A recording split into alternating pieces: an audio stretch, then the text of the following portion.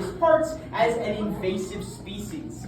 These guys tend to be invasive to various parts of the world, so that includes Florida and even Australia. You might be asking how they got over to Australia. That's quite a far distance away from here. Wow. Some scientists, probably about 60 or 70 years ago, took them out of South and Central America to bring them over to Australia willingly to get rid of some of those insect pests that were bothering the sugar cane. So they get their name from the sugar cane, and while our cane toads like this guy, they did end up eating all of those pests, they also started eating all the little frogs and toads, all the little reptiles like lizards and things, and they sort of started out-competing all of the other guys.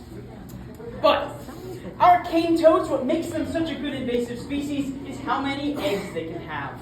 So our cane toads, from one female about this size, she can lay up to 100,000 eggs from one female toad. So that's what makes them so good. Imagine 100,000 of these really, really big toads all running around. That could be quite dangerous to the environment. I think so. So, the difference I always like to bring up between our frogs and our toads isn't very, very distinctive, but it is actually very important. So, for our toads, they are a little bit different. Our toads, what they're going to have is actually armor. On the back here, they've got very, very tough skin. And this tough skin, it helps to protect them from any predators that might be sneaking up behind them. So, since it's in a spot that their eyes are not able to see, those predators sneaking up, they're going to try to get at their back here, and that armor back here is going to help to protect them. Our toads, they also tend to stay on land. These guys aren't going to be jumping up in trees. They don't have any sticky toe pads. And they tend not to really go in the water all too much. They can soak in there. They can cool off and drink. They can drink water through their skin as well. But most of the time, they're going to be staying on land.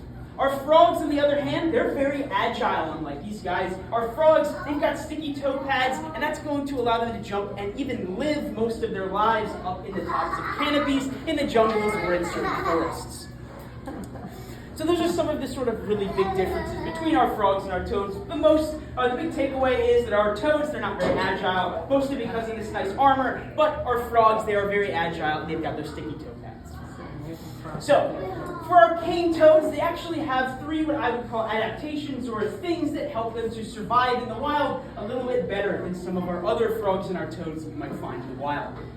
So, our first one that we're going to talk about is probably the most obvious, is their nice coloring on the back. So you can see they have this sort of nice pattern. This pattern is going to help them to blend in very nicely with shadows underneath leaves or underneath the top of the canopy.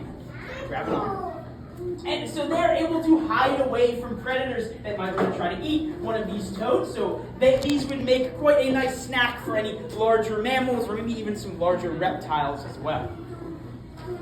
Our second big thing that our cane toads are going to be able to do is actually a behavior that he's exhibiting right now. So you can see he's got quite a lot of air built up inside him. He looks like a balloon right now. And all of this air in here, what that's helping him to do is ward off any predators that might be in the area.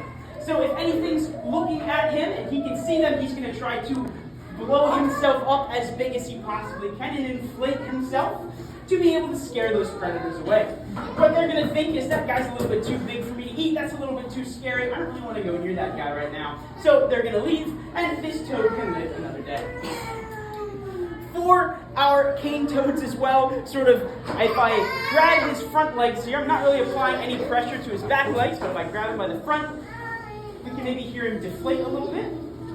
So this is him sort of getting rid of all of that air. And him inflating, at least at these shows, is a reaction to him being grabbed. Since I'm grabbing him and I'm presenting him around, he's saying, hey, put me down, I really want to be up here right now. But he's not stressed out, and I can tell that by our next thing that this guy has. It's actually a defensive mechanism that our cane toads have.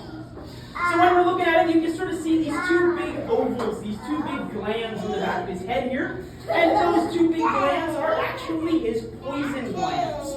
So these guys do have a poison, and it's non-toxic to people, but it is mostly toxic to things like dogs and cats, and those sort of smaller mammals.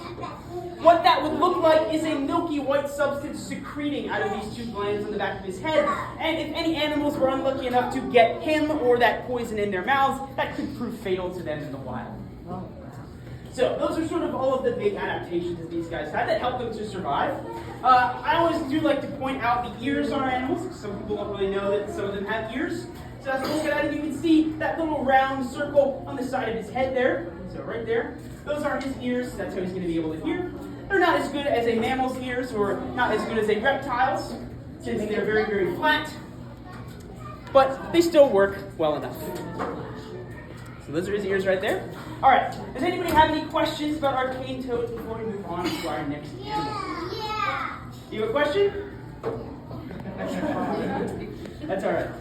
All right. If there's no questions, then we can move on to our next guy.